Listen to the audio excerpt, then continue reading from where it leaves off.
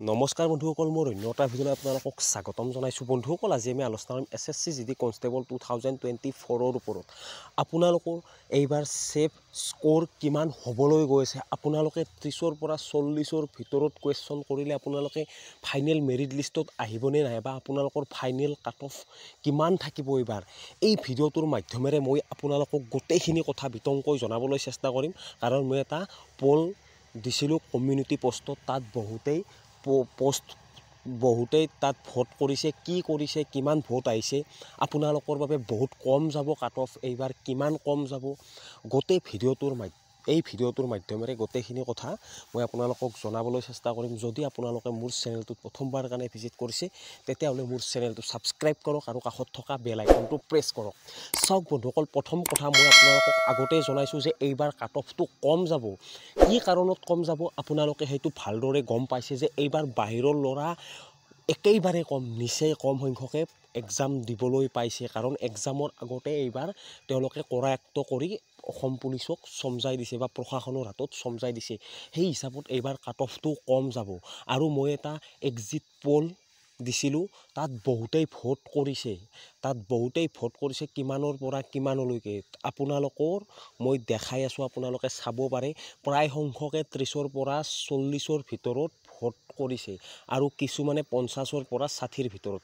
মানে ইয়াৰ পৰা এইটোৱে বুজিব পাৰি যে যিহেতু টাইম কম পোৱাৰ কাৰণে বহুতে কুৱেশ্যন ছল্ভ কৰিব নোৱাৰে। প্ৰায় সংখ্যক মিনিমাম 75%য়ে আপোনালোকৰ 30ৰ পৰা 40ৰ ভিতৰত কুৱেশ্যন ছল্ভ কৰিছে। আপোনালোকে এইটো ভালদৰে মনত ৰাখিব।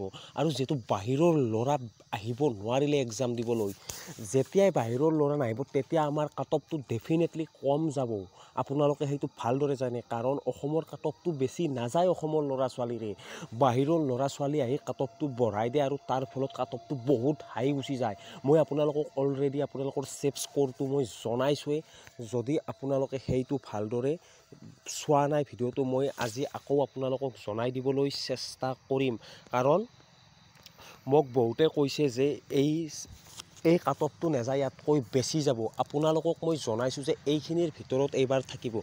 যদি আপোনালোকে EWS জেনেৰেল ডিষ্ট্ৰিক্ট মেল কেণ্ডিডেটৰ মই কৈ আছোঁ, যদি আপোনালোক EWS, তেতিয়াহ'লে আপোনালোকৰ 65ৰ পৰা 70ৰ ভিতৰত ফাইনেল থাকিব। যদি ইউ আৰ 75ৰ পৰা 85, আৰু যদি OBC 78ৰ পৰা আপোনালোকৰ 83, আৰু SC হ'লে 70ৰ পৰা 77, ST হ'লে 71ৰ পৰা 75, আপোনালোকৰ এইখিনি এইবাৰ ছেফ স্ক'ৰ হ'ব পাৰে। আপোনালোকৰ এইখিনিৰ ভিতৰতে এইবাৰ কাট অফটো যোৱাৰ সম্ভাৱনা যথেষ্টখিনি আছে, কাৰণ বহুতে কৈছে 100ৰ ওপৰত যাব, 100ৰ পৰা যাব। তেনেকুৱা একো কথা নহয়। এইটো কথা নহয় যে আমাৰ অসমৰ ল'ৰা ছোৱালী 100 উঠাব, এইটো নহয়। হয়তো দুজন এজন থাকিব পাৰে, কিন্তু দুজন এজন থাকিলেই নহ'ব। প্ৰায় সংখ্যক ল'ৰা ছোৱালী 100ৰ ওপৰত উঠাব লাগিব, তেতিয়াহে কাট অফটো 100লৈকে গুচি যাব। ইমান সংখ্যক ল'ৰা ছোৱালী 100ৰ ওপৰত আমাৰ অসমত উঠাবই নোৱাৰে।